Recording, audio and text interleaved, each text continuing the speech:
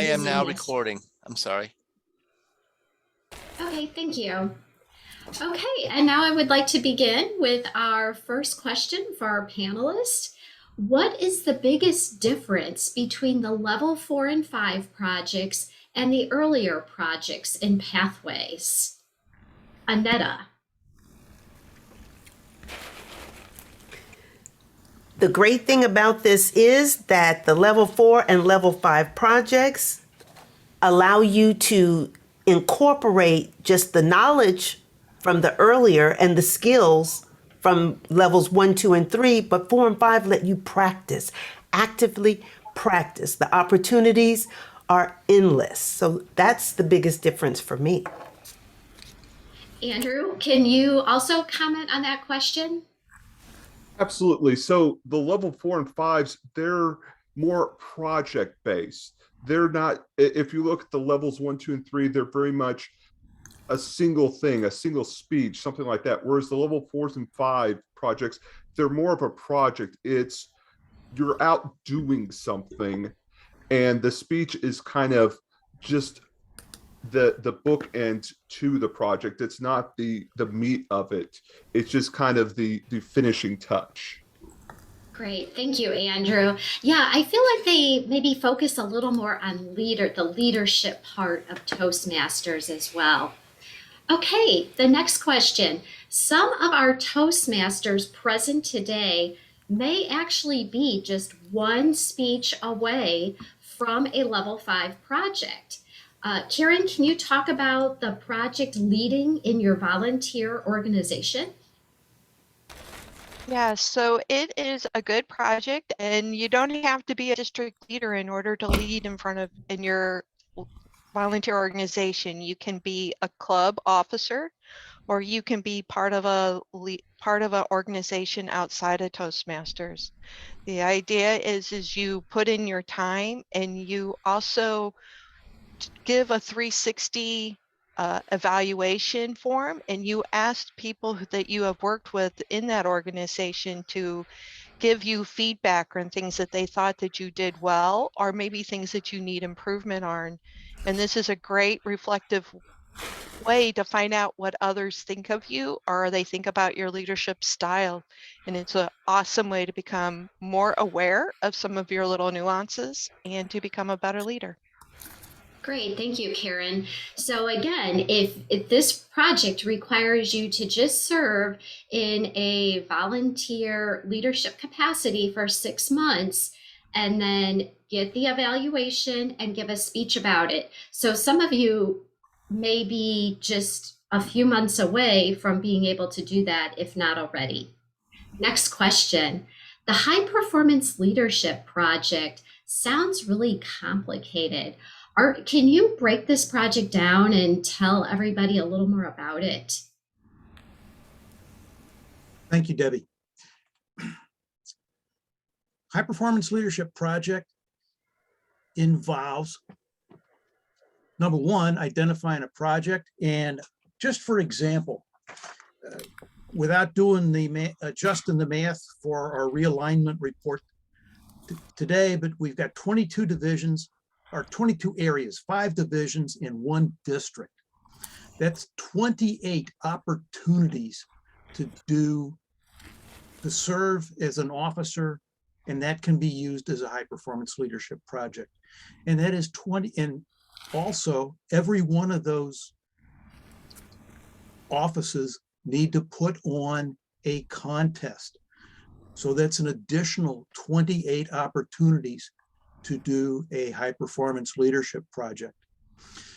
And if subject to correction, high performance leadership is either a requirement or an elective at all level 5s in all paths. And it's not that complicated.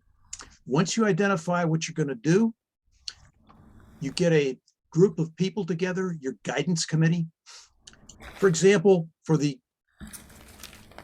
education committee, which I'm doing as a chairing as a high performance leadership project, I've got Dan Dornall, Elaine Curry, and Karen Leingang as my guidance committee. Get a guidance committee who has done it before and can tell you very well how to do it yourself. And then you go through the planning process and figure out what needs to be done. What are your deliverables? It might be recruiting judges, recruiting the other contest officials. It could, if you're doing an event, it can include generating the advertising emails that are sent out by the district. Find out what the details are, and then make darn sure that you can deliver the details. It's your responsibility to make sure that that work gets done, and it is the guidance committee's responsibility, if you have the honor to serve on one, to make sure that the person you're guiding gets the work done. If your personal life and your work life are going to interfere, maybe you got to put off the high performance leadership project until you have the time to do it right. Okay, Art. So would you? Go ahead. No. And so just work with the guidance committee and deliver the deliverables. And I'll shut up for you, Debbie. So it's two groups of people who are helping you with this project. Your guidance committee are your consultants who you go through and you use as a sounding board to help you through the project. Then you have an actual team who you're executing the project with, correct? Yes, correct. Great. Thank you. Sure, thank you. Do we have any questions from the audience before we move along? Just raise your virtual hand if you do. Okay, I'm going to move on to the next question. If we are meeting virtually, or if your clubs are meeting virtually, can the person who runs a Zoom meeting, can they actually get credit for the manage an online meeting, Andrew? Yes, they absolutely can. And in fact, there are multiple ways for you to meet that specific project's requirements. And what I tell people so often with any of these level 4s and level 5 projects, go through and look at what it's asking for you to do and what your deliverables are. There is actually a project checklist for every single one, for every project in Pathways. Those level 4 and 5, they are great because they'll tell you exactly all of the things that you need to complete and the order you need to complete them in. So look for those. There's also other sheets with it. Look to those and see if you are fulfilling those requirements to do it. Now, with that, you still do get evaluated, just like if you were giving a speech, but you don't actually have to speak. So somebody's just going to be kind of evaluating you behind the scenes. If you remember the level 1 where you get evaluated as being an evaluator, it's kind of that same idea, that same sort of concept. But with it, it could be in all sorts of situations. You know, for example, here in a few months, I have a feeling that we're going to have division makeup training. If you want to get that level 4, reach out to their division, your new division directors, and say, hey, I'd like to help out being a Zoom master. You can get that level 4 credit real easy.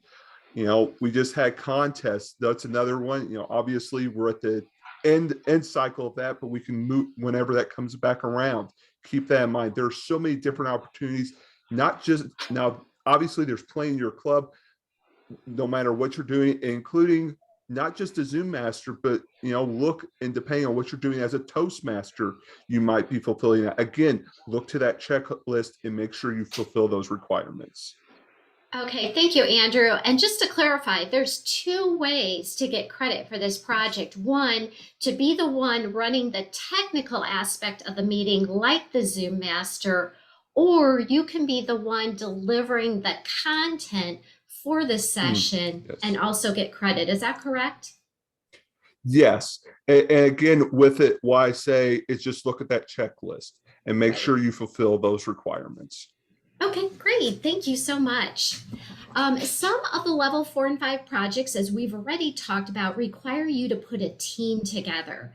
Art, can you comment on putting a team together and maybe kind of talk the attendees through that if they've never done a project before with a group? Thank you, Debbie. It kind of goes back to the networking, who you know. If you're well connected, you'll have a list of people that you can text, call, email to get them to help you out with your project. It's very similar to recruiting judges and officials for a contest. You just got to dial for people. If you are not well connected, talk to the people in your club and who you know who are well connected. Get them to give you some names and contact information so that you can reach out to them. I have found that emails, or at least my emails, are relatively ineffective at getting people's attention. So I tend to use voice messages and texts to get people's attention, and I get a pretty good callback ratio. Great, thank you, Art. Yeah, and maybe it's, you help me and I'll help you with your project. Yes. Okay.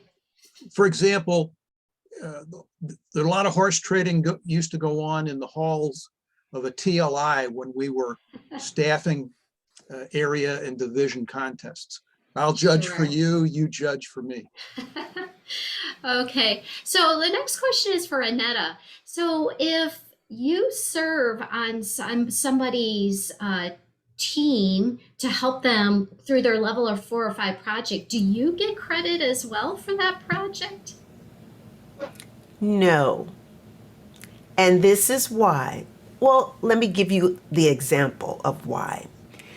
This event here is Debbie's project. Everyone on this panel is a member of that team that's helping Debbie with her project. I and the members of the panel do not get credit for this project. So to answer that question, Debbie, I wanted to give that example instead of just say no. However, another example would be Speechcraft, because Speechcraft is my baby. I love Speechcraft, especially now that it's digital. That is also another type of project that only the Speechcraft coordinator gets credit for the Speechcraft. So those are two very good examples. Great, thank you. And Karen already talked about it when we were talking about getting an evaluation, the 360 evaluation. Can you tell our audience a little bit about what exactly that tool is? Yeah, so the 360 evaluation is broken down into several parts. Some of it is leadership. Were you an effective leader, such as did you listen to other people? Did you give other people an opportunity to partake, and did you actually listen to them? It also is, were you timely? Were you responsible? Were you responsive? If somebody reached out to you, did you respond to them and help them if they were asking for help? And so it's broken down into several different areas. It's all the things that you would want in a leader, that you would make sure that they're communicative, they're there when you say you're going to be there. They set an example of what you want done. Did they put in 100%? Or did they ask everybody else to put in 100% and they put in 90? So it's all the things where you can ask your team to let, in a non-judgmental way, give you feedback, and that's, as you receive that feedback, you have to accept how they felt about you, because not everybody might think your leadership style was the best one. And if you get that feedback, you need to reflect on yourself and say, oh, in that situation, I could have handled it better. So it's a great way to grow. Thank you so much, Karen. And as they were talking about in the earlier projects, a lot of times at the end of the project, you give a wrap up speech and you get an evaluation. But that's only an evaluation on the speech you gave. The 360 evaluation that you get in some of these projects is the true takeaway or gem that you get out of doing it. Okay, I'd like to go back to the audience. Does anybody have any questions? And if you do have a question, just put your virtual hand up. And next, oh, Willie, what was your question? Yes, I have one. We were talking about the panel discussion. Only you will get the credit for it.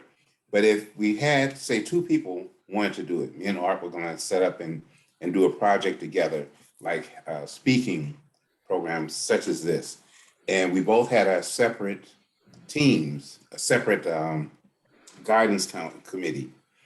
Can we get credit for that in that manner, rather than saying that only one person can take credit for it? Yeah, Andrew, do you want to take that one? Yeah, I'll take that one. So again, I think it goes back to, are you fulfilling all the requirements of the project? And kind of one that shows where multiple people can get credit. Well, there's two good ones. Right now, the conference, obviously you have one person playing the conference, but you have various things happening within the conference. Last night, we had the trivia night. Debbie's putting on this panel discussion. So there are multiple opportunities within larger things. And the other one I always go to is whenever we talk about contests. Obviously, if you have the contest chair, they're organizing everything, but sometimes you'll have like a chief judge who takes a more active role, and they're the ones who are out recruiting all the judges and all the timers, and they're doing all the briefings and getting them all ready. Things like that can still work. So you can have one major project, but kind of smaller projects within that people are getting credit for. So obviously, what you were talking about is kind of one event, but you almost have two projects that are working together. That would be something like the conference, in which, yes, both people could. And with those situations, what I always say is just make sure you're looking at what the project is asking of you, and making sure, because in the end of the day, you don't want to shortchange yourself. Because if you're not fulfilling the projects, what it's trying to do, the only person you're really hurting, the only person you're really shortchanging is yourself. Thank you, Andrew. Did that answer your question, Willie? Oh, Yes, that's great. hey, Annetta, you had something to say? Oh, as long as Willie, that answered his question. I was going to give another scenario, Okay. but Okay. he's good. I'm good. Okay. Okay. So if you have a question, just put your virtual hand up. I'm going to go on to another question. So I want to highlight one of the level 4 projects. It's called Manage Change. And the purpose of the project is to practice developing a change management plan. And Karen, I know, did this project, and I'd like her to tell us a little bit about how she executed this project. So I came across this project just as we came into the COVID experience, a new change of life. And with that, it went from a lot of people meeting and being able to meet in person, and now we needed to go into a virtual world. And in many of our clubs, since they just didn't have an idea on how to do this, and I don't mean that in a rude way, but if you always met in person, why would you need to know about software that allows you to meet virtually? Why would you need to know about etiquette when you are in a virtual meeting? And so what I did, I was an area director at the time, and I basically came up with some best practices that could be used by the clubs as they converted to a Zoom or a WebEx environment.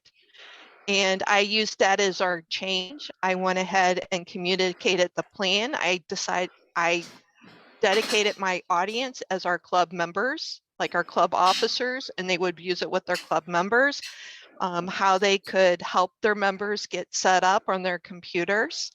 And also did a plan and also wrote out why it was going to be effective, because at that point it was going to be the only way that it would allow the clubs to still meet. So we just gave them a why we needed to change, went through how we could change, and then followed up with them afterwards to ask if there was questions or if any assistance was needed, and to be there to answer questions. Great, thank you. Now, we have talked about a lot of examples that these experts have executed at either the club level or the district level. But do all these projects have to be completed in your Toastmaster club or for the district, Annetta? No, ma'am. That's the best part about level 4 and level 5. My experience for the level 4 and level 5, both of my paths, I, of course, had teams that were made up of Toastmasters only.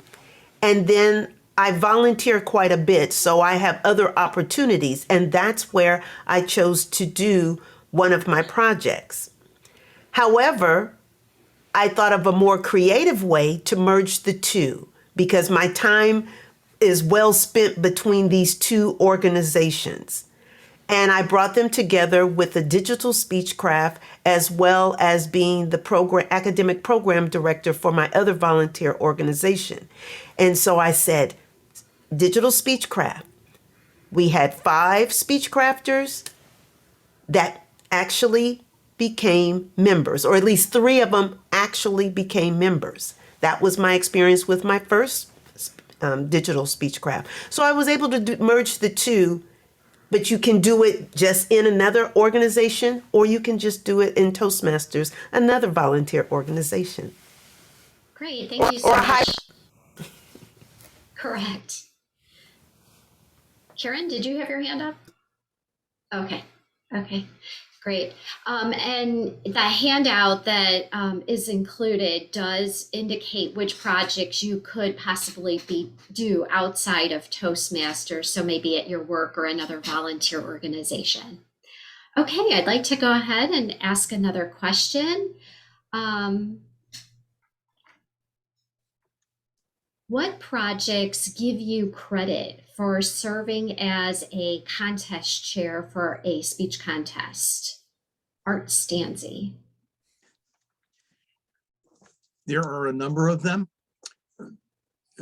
For sure, high performance leadership project at area, division, and district. There's a manage projects level, I believe it's level 4. I think it was a requirement for innovative planning.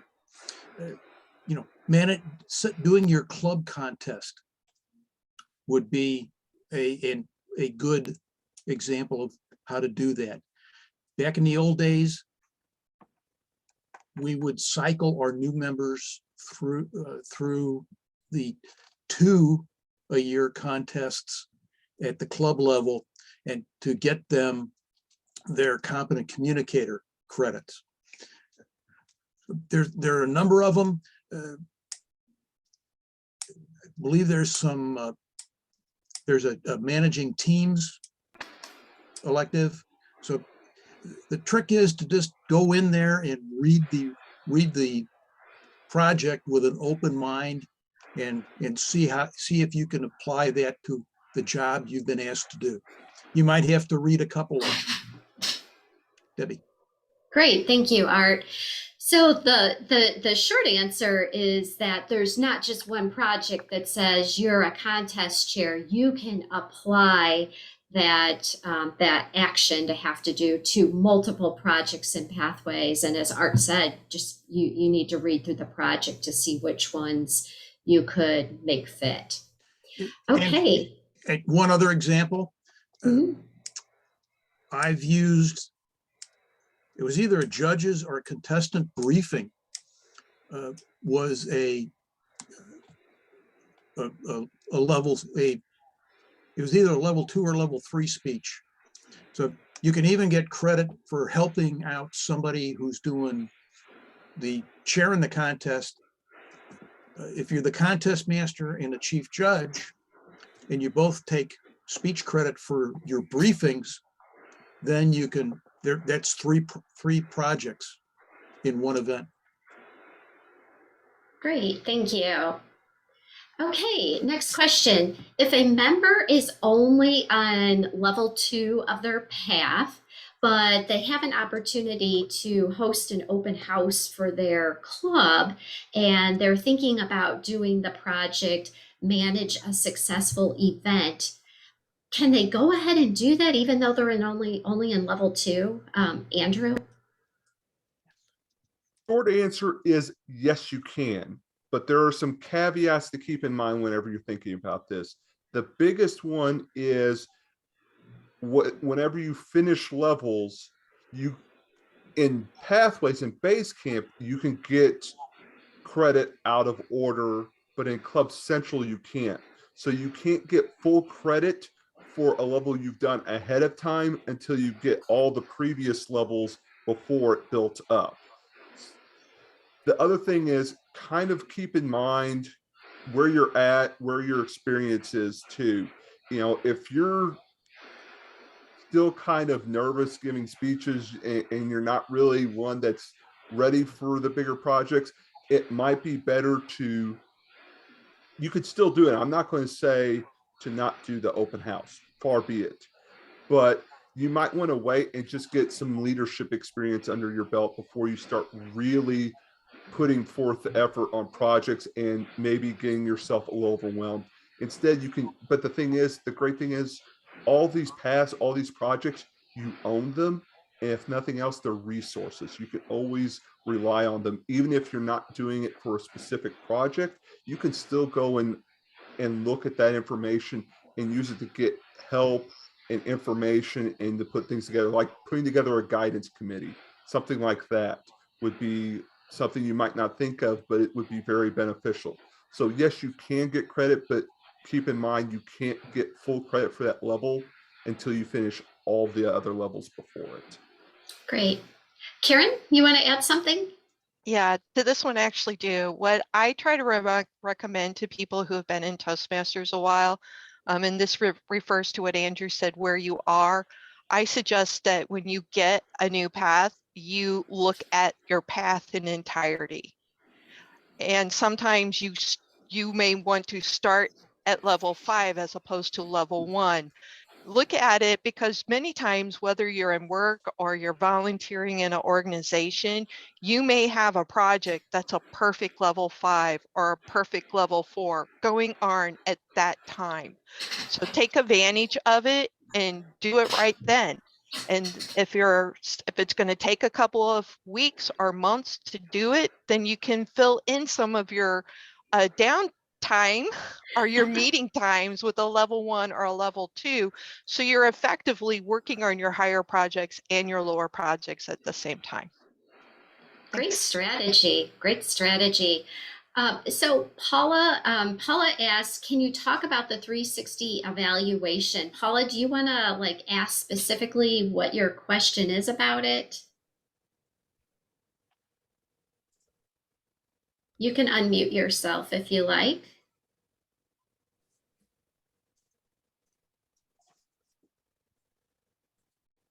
So you kind of talked about the one part of the 360 evaluation and doing the evaluation after you've done it, but what's the other part?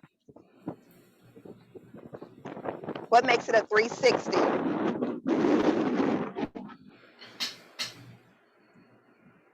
Karen, do you want to answer that? I can answer it, but Annette is dying. So let's see if we let's see if we match. Okay. To me is a 360 is a complete circle. So instead of you just seeing how you feel that you did, you ask people above you what their impression of your job was. You ask people at the same level of you what they thought of you, and you ask people that you may have been helping or leading, and ask for their opinions. So it really helps you prevent from managing up, managing at the same level, or managing down. It helps you manage at all 3 levels or to lead at all 3 levels. Annetta? I'm just going to say ditto. I think that was just the piece that was missing. Who makes up the 360? So thank you, Karen. Okay, Nate, you have your question hand up. What's your question? I am currently on a level 5 project and I have to do a 15 to 20-minute speech. That takes up most of the speech time in our club meeting. So how do I handle that? Art, do you want to answer that? Oh, Yeah, my club just did it. Talked to the vice president of education, who's normally going to be in control of the agenda.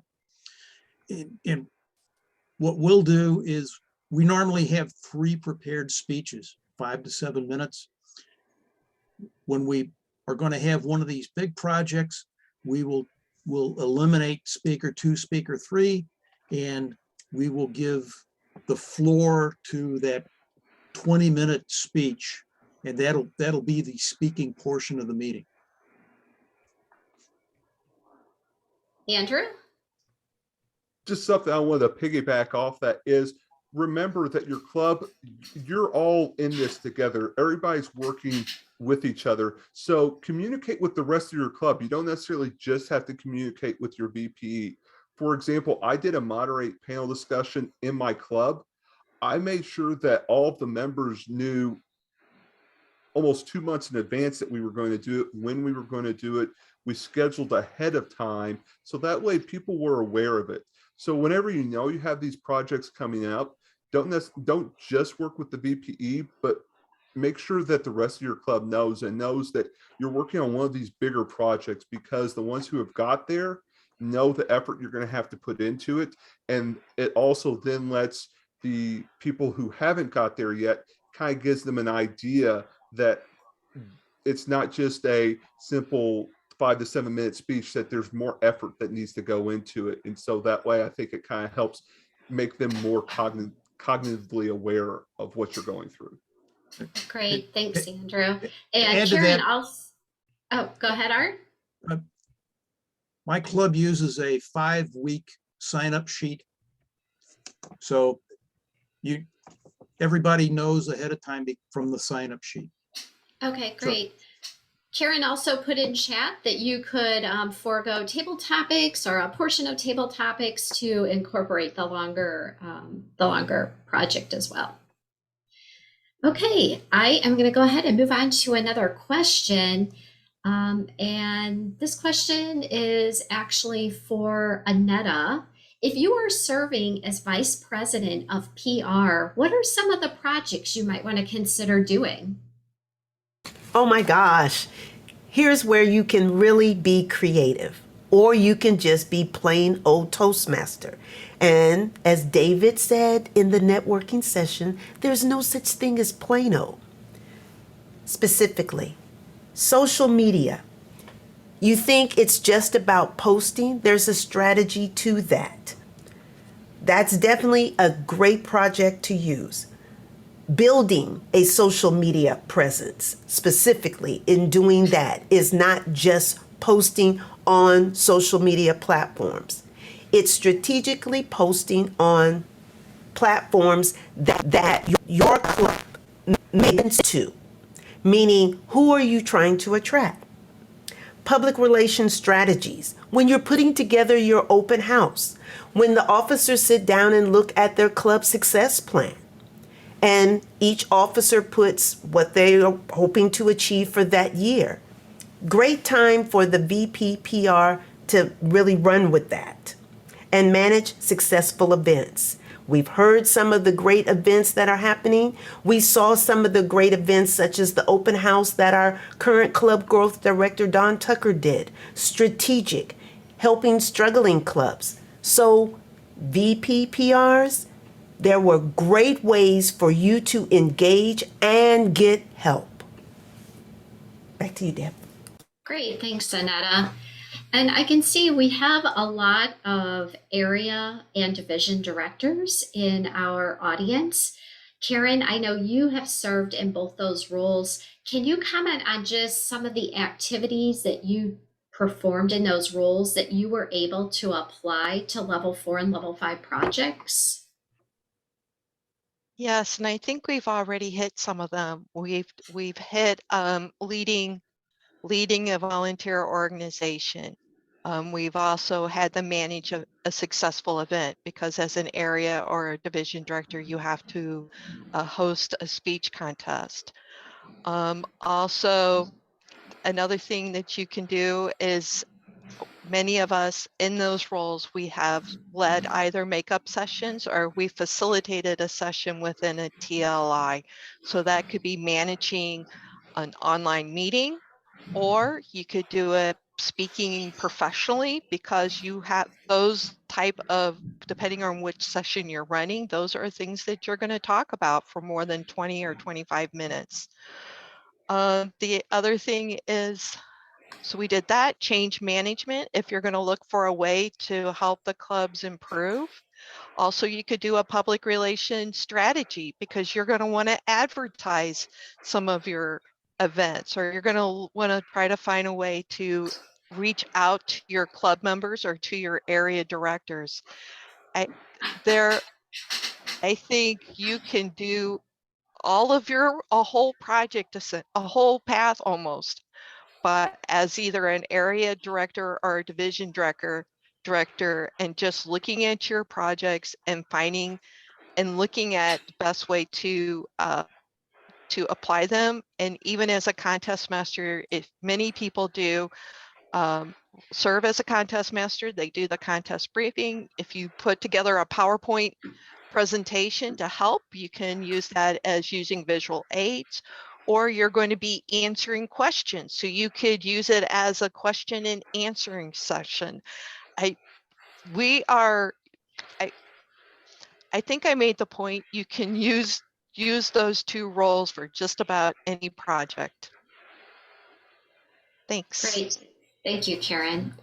And I think we had also at one point talked about, I think there might be a mentoring project or a coaching project that, especially if you're a division director, helping new area managers through their role, which might be ideal as well.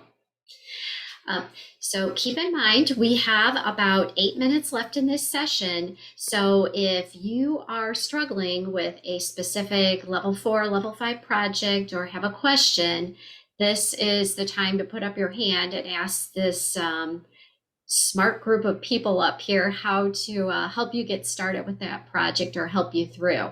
Is a question in chat, by the way? I think that was the question about, who's getting credit for this, for the question and answer project. So I'm doing a project, moderate a panel discussion. It's a level 5. And so I'm the one leading the panel. And so I will get credit for the project. Yeah. And Andrew, Karen, Art, and Annetta are serving on the panel. Okay, next question. Art, can you comment on opportunities to earn level 4 and level 5 projects by delivering educational content at like conferences and TLI? Yes. I've been helping out recently with the makeups, and I forget whose it was, but everybody was shocked when I asked a fellow club member in the social hour, or the social 15 minutes before the event started, if he would evaluate my officer presentation. I believe I was doing Connect with Your Audience. He agreed. There was shock on a bunch of videos that, oh, we didn't know you could do that. But yes, anytime you're contributing to the district, there's probably an opportunity to rack it up as a level 4 or level 5 project. You just got to go in, look at the list, look at the description of the project, and make a decision. Great, thank you. Thank you. There is a level 5 project called Lessons Learned. And Karen has done this project, and I was wondering if you would tell the audience what you did for that project. So the lesson learned concept is a big one that's at work. I work in IT, so we implement projects. So that is a session that we hold at work, and it's also a session that I would hold with doing division makeup courses, or even as a contest, or hosting a TLI. And the thing that I'm saying about that is that one of the questions is, did we start soon enough? Were our objectives specific enough so that everybody knew what their duty was? Where were things that maybe we dropped the ball? Maybe we didn't have everything listed in a program, or maybe as coming up with a program, I didn't recognize a key person that helped. So all it is sitting back and evaluating your planning. You have your members review what you did, things that you thought you did well, come up with things that you feel that you could have done better. And this is another one where if the person who was leading the event maybe didn't delegate enough, this is a time that you can give the feedback. Look, we had 20 things we needed to do and you did 19 of them, and it all felt rushed. Maybe you could delegate a little bit more. It's all about looking back at something and no judgments against anybody, and coming up with things that you could do better or could do differently next time. Great, thank you. And Elena put a question in chat. She says, I'm on level 5 and just did a 20-minute presentation. This is the elective, not the main project. Do I not get credit until I do the lessons learned part? Elena, can you specify what level 5 project you did? Did you do lessons learned? No, I didn't do the lessons learned. I just presented to a group of mothers a 20-minute presentation on mindfulness. Okay, so were you doing like preparing to speak professionally? Is that the project you were doing? Yes, or? That's it. You're good. Okay, remember okay. the name. Great. So actually the lessons, well, I'll let Andrew, do you want to explain the difference? Sure. So the lessons learned is an entirely separate project. That is whenever, after you have completed a project where you led a team, that after the fact, you do a lessons learned with that same team. And like Karen was talking about, it's trying to learn how the next time either you're a leader or you do that specific project, it can be done better. It's getting that feedback, getting that information, looking back at things. What you did was preparing to speak professionally. That is a project that's entirely separate from those. And if you've given that 20-minute presentation, you've given that, and you've gotten the evaluation for it, you have that project done. The electives with those are just, you have a choice. It's, okay, here's a list of projects, just do one of them. For level 4 and level 5, you only have to do one. You do any one of the list, and you've got your electives done. And so the main one is, this is focused for this path. The electives is, which one interests you? Which one do you want to grow on? Which, your choice. Great. Art? One thing to add to that would be, especially if the group that you were addressing didn't have a Toastmaster in it, to bring along a Toastmaster and have that Toastmaster evaluate your speech. Great. Annetta, do you want to pick up that question in chat? Charisse asks, can the lessons learned project be used to give reflection on completion of serving a year in an officer role? If you're doing it with that team, Charisse, which you did, you had an executive committee as you served as president of Scott. So that would be a great time to go back and do a lessons learned with them as well. And you could give that speech. Yeah. Is that what you're asking? I want to make sure. Andrew, go ahead.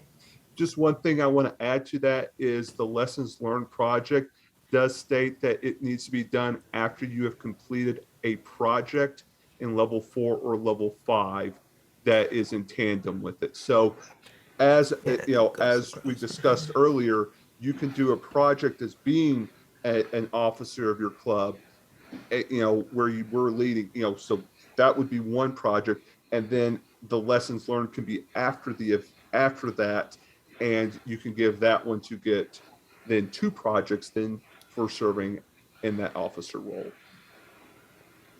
Great. All right. And Can I add to Karen's answer in chat? There'll be opportunities both for the officer training and for the electives to complete level 4 and level 5 projects. Right now, I guess, talk to Karen about signing up to do the officer training. Talk to me about doing the electives, because the education committee is working the electives. Great, thank you. And somebody asked in chat in the chart, the handout that was given, what does the R, Y, and E mean?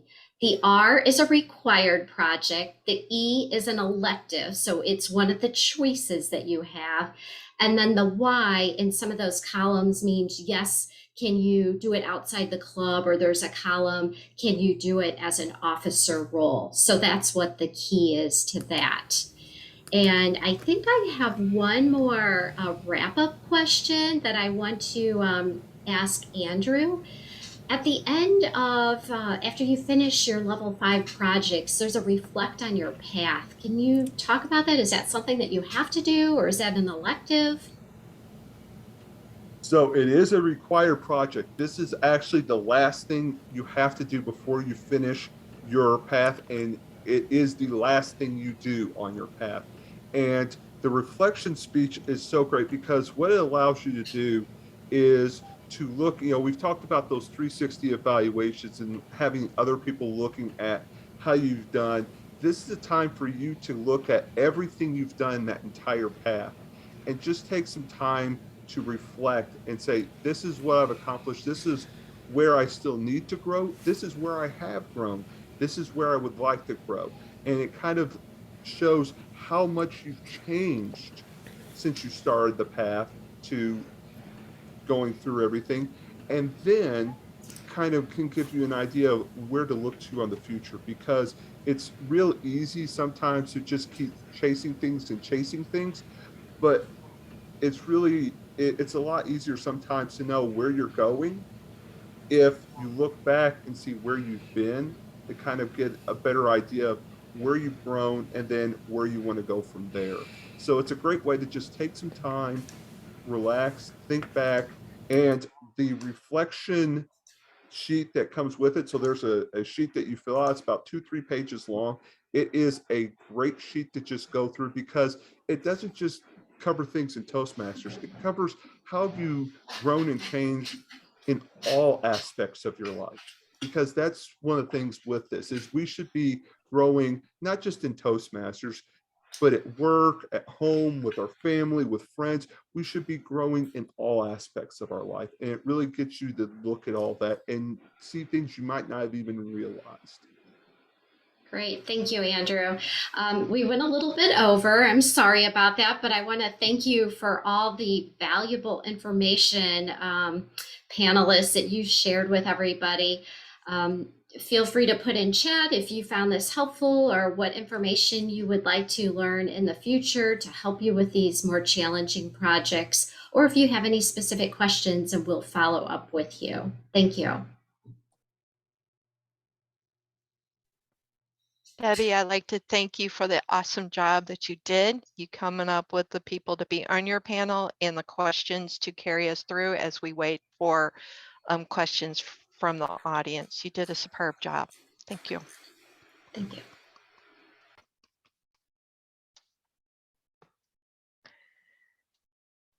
Okay. Okay, our next section is going to start at 3, and it's going to be presented by the Heartland Storyteller, members from the Heartland Storytellers, and it's going to be about telling a tall tale.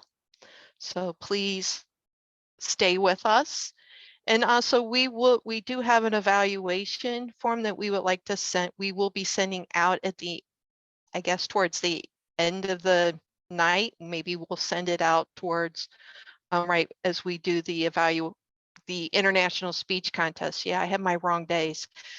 We can send it out during the international speech contest. So the 2-day events will still be fresh in your mind, and we're looking for good feedback. We're looking for things that you liked about the sessions, and maybe ways that we can improve our sessions, because we're here for you and we want to help make the district stronger. So your feedback is important to us. So I do want to ask, I do know that Dawn Tucker and Larry Kimbrough will be leading the next session. Do you need co-host abilities so you may share your screens? I do. That was Dawn, I do? Mm-hmm. Okay. Do you know of anybody else in your group will be needing share screen? Not that I'm aware of. I think I'm the only one with slides. Okay. And This is so, Larry. I don't need any either. okay. Did you catch that? Yes, I did. Okay, I didn't see that. And then Larry and Dawn, I know, who are your partners in crimes? Janice Denton is going to moderate our session. Alana Phelps has a story to tell. And Nate Randall has a story to tell. Okay.